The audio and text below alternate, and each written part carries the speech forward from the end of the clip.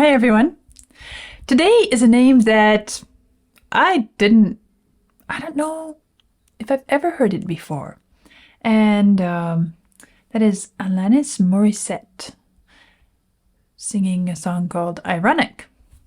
Well, we'll find out how ironic this is, but I have a few paragraphs to read and then we'll listen. Alanis Morissette is a Canadian and American singer, songwriter, and musician known for her emotive mezzo-soprano voice and confessional songwriting. She has sold more than 75 million records worldwide and has won a Brit Award, 7 Grammy Awards, 14 Juno Awards, and nominations for 2 Golden Globe Awards and a Tony Award. Fairly awarded, it sounds like. She also holds the record for the most number ones on the weekly Billboard Alternative Songs chart among female soloists, group leaders, or duo members. She was once referred to as the Queen of Alt-Rock Angst by Rolling Stone and is ranked number 53 on VH1's 1999 100 Greatest Women of Rock and Roll. In 2005, she was inducted into Canada's Walk of Fame. For 6 weeks, Ironic topped the Canadian RPM 100 Hit Tracks chart, eventually becoming the second most successful song of the year in the country. I wonder what the first most successful was. Vlad is nodding, knowing that he knew that question was coming. It also reached the top 5 in Australia, New Zealand, and Norway. In the United States, the song reached number 4 on April 13, 1996, and since then, it has been her highest charting single on the Billboard Hot 100. Ironic was certified gold by the RIAA. The song won the Juno Award for Single of the Year and received 2 Grammy Award nominations in 1997 for Record of the Year and Best Short-Form Music Video. Well, then this one might be one that I ought to watch the music video, if not on camera, then off camera. As usual, I'll be doing a first listen to just the music, and we'll see how things go after that.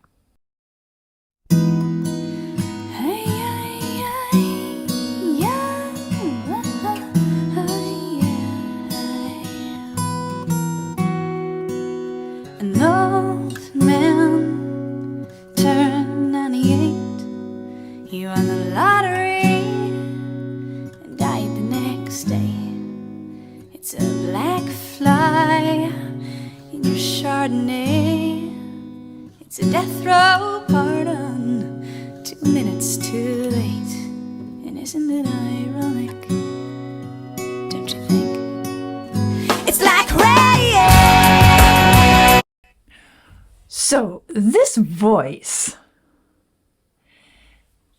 what did it say? Emotive mezzo-soprano.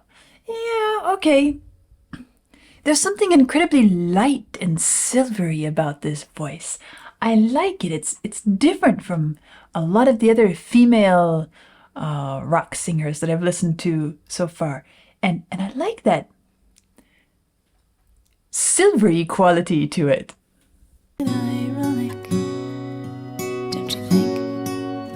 It's like rain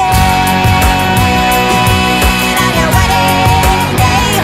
It's a free ride when you've already paid. It's the good advice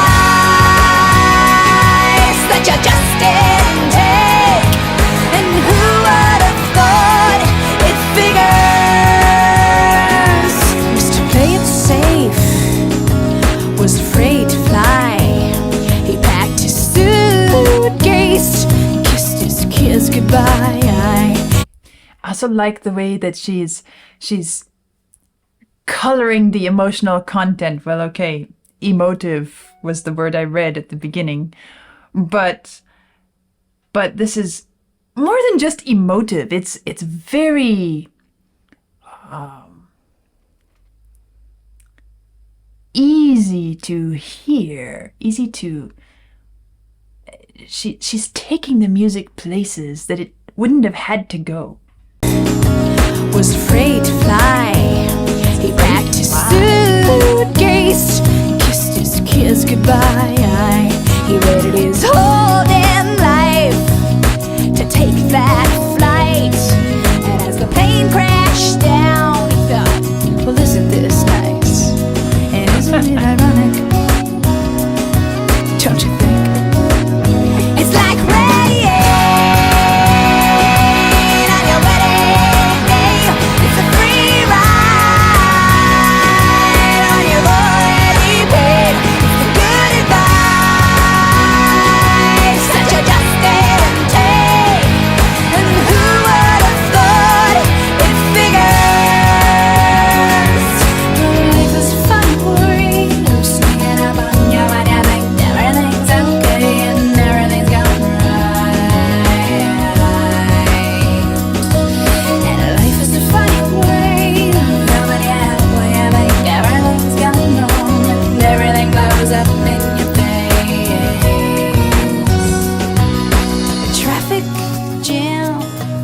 when you're already late.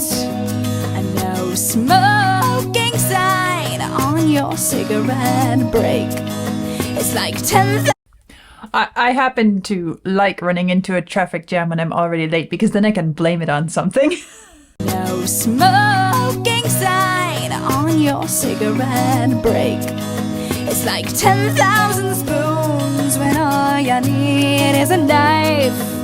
It's meeting the man of my dreams and then meeting his beautiful wife. And isn't it ironic? Don't you think? A little too ironic. And yeah, I really do think it's like rain on your wedding day. It's a free ride on your already paid. It's the good advice that you just didn't take. And who would have thought it figures?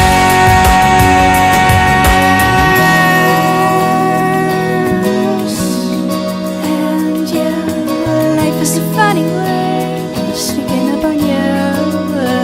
And life is a funny, funny way of helping you out, helping you out.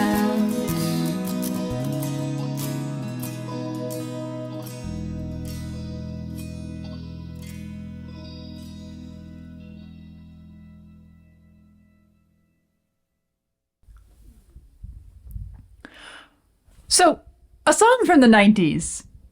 Seems like the 90s really turned out quite a mix of contrasting musical styles and emotional qualities. Maybe I would say I'm getting the sense that I feel like the 90s is when this rock music scene really started to diversify and perhaps even fragment.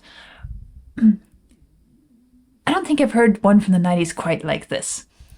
It has, if I'm listening to just the musical sound of it, it has kind of a pop commercial feel to it, but I don't even mind it in this one. This one, I guess maybe I would say it's my ideal commercial song because it's so perfectly suited for it. And this Alanis Morissette, I like her voice and I like what she does with the music. I like the way she expresses so many different things and takes you from one place to another. In a way, it's the same thing that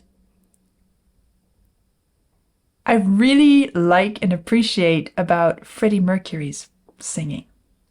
It's that same sort of quicksilver quality, the kaleidoscopic, if you're looking through a kaleidoscope and you just tap it and suddenly it shifts and changes. It is that quality in her singing that I like. It happens so rapidly and I never know exactly what arrangement of the crystals I'm going to be looking through next in the music. As I said, I also like her vocal sound itself. There's something really attractive and I'm going to use the word unique. I don't like to overuse that word, especially in music that I don't know if it's unique or not. I'm choosing to use it now because I haven't heard another voice like hers in the rock genre. And so to my ears and in my experience, it is unique in the rock music world. But I like it. I guess I've mentioned this before, that I'm very particular about female voices and whether, and most of them I don't like just for the sake of the voice itself. But I've always been attracted to this light, quick, kind of silvery, not ethereal necessarily, but there's a nimbleness to it and a naturalness as well. She catches both of these. And I like her voice. I also like the piece. I like the ideas expressed in the piece. This whole idea of ironic. What a great way of expressing irony. Even when we get to the end, life has a funny way of sneaking up on you. A funny, funny way of helping you out. What an ironic statement in this context. And it's sort of, the whole song, it's sort of humorous. It's ironic. The way it's expressed. The choice of lyrics. Well, I know that as we move more into the modern contemporary music, well, we can't call the 90s music contemporary anymore, but I know that along the way, singers and performing artists wrote fewer and fewer of the songs they sang, and often had others writing for them. So I don't know if she wrote this herself or not. But whoever wrote it did a fabulous job. I mean, it's brilliant. It's funny. It catches the essence.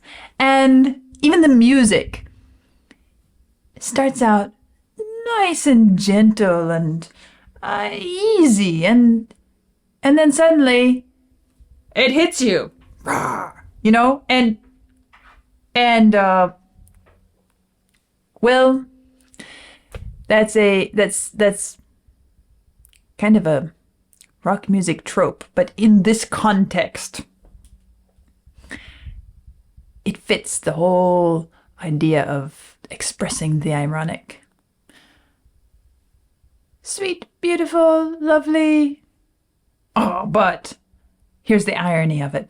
It was written by Morissette together with somebody else, with a gentleman by the name Glenn Ballard. Okay, so she had her fingers in the pie, and I have to give her credit, and him as well. I don't know who did most of the work, but a really nice piece. As I said, the perfect piece if I'm going to go for a sort of commercial sounding or pop sounding piece of music.